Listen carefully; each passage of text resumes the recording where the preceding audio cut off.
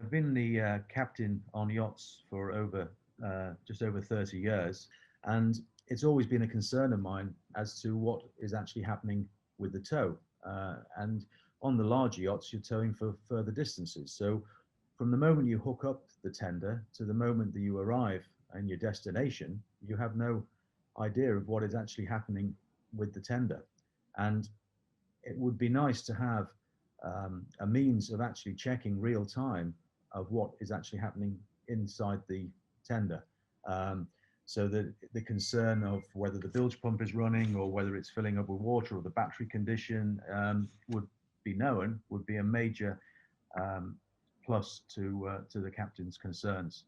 Um, I've witnessed a number of wrecks, which I've found actually in the Caribbean, of tenders which have gone lost. I've also witnessed a yacht which came across from Palma in rough weather to an anchorage in Cannes, and when he slowed down to anchor, the tender sank because it filled up with water and was only being kept afloat by the fact that it was being pulled through the water. So um, the tenders are becoming larger, called chase boats, and increasingly more costly. And the concern is there for the captains. And I'm sure, Roger, you would have experienced similar things in your time as captain. Absolutely, and I've had friends in the industry who have lost tenders, and one was down island from St Martin, brand new tender on tow down to Antigua, lost the tender and arrived at Antigua and went straight to the airport to charter a light aircraft to try and track it down with a lot of other friends en route on the same passage, sort of keeping quite a good eye out to try and locate it. But yeah, for me, it's also, running with a tow is very stressful from a crew point of view, and especially a captain's point of view.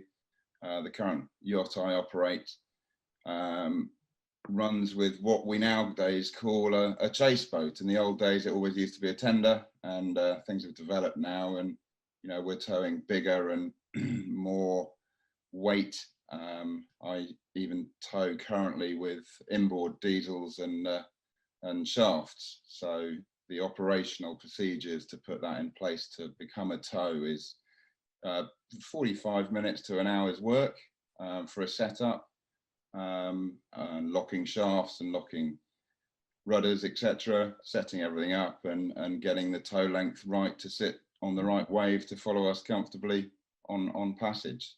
I do find towing restricts us in our passage planning. We've often had to wait for weather systems that we'd normally go in to pass so that we can tow. And as I said, using what we nowadays call chase boats, that is our main form of transport for the guests. We don't have anything else on board that would be suitable to transfer guests from airport runs to beaches, etc. So it's a key part of our operation. And if we were to lose our tender on passage, it would potentially shut down a charter. We'd have loss of income from that, and we'd be looking at quite a large bill for a replacement tender. So to have, as you say, Grant, eyes on board, an unmanned craft that is being towed behind us would be a huge benefit to bridge procedures and lookouts and watchkeepers. So for me, having the ability to know in advance or get a pre-warning of some form of issue starting could enable us to come away from our passage plan to seek a bit of shelter and check, because transferring persons on and off from mothership to tenders or chase boats that are being towed is a highly dangerous operation, especially if there's any seaway running. Currently not towing ribs, towing a solid hull boat, bringing her up alongside a yacht with, as we all know, expensive paint jobs, etc.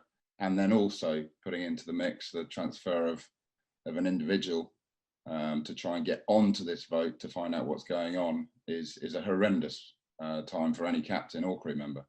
Yeah, I can totally sympathise with that. In fact, we put a policy in place for the transfer of crew and how to hook the tender up by utilising the rescue boat, because for that reason it was a risk to the crew with the tender coming close to the platform, and if it was any swell running, there was no way of controlling the boat from hitting the platform or a crew member. So at that point we would launch the rescue boat and hook it up that way, and then retrieve the rescue boat to avoid the problem with damaging the yacht or the crew. So it's another concern for sure.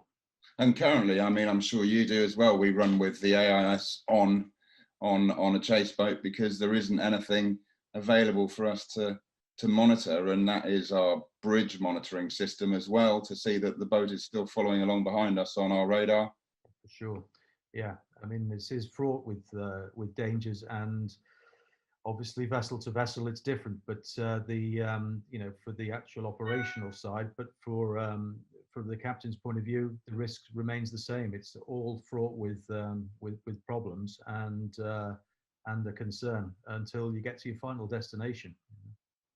Yeah, and hope it's still there. Exactly.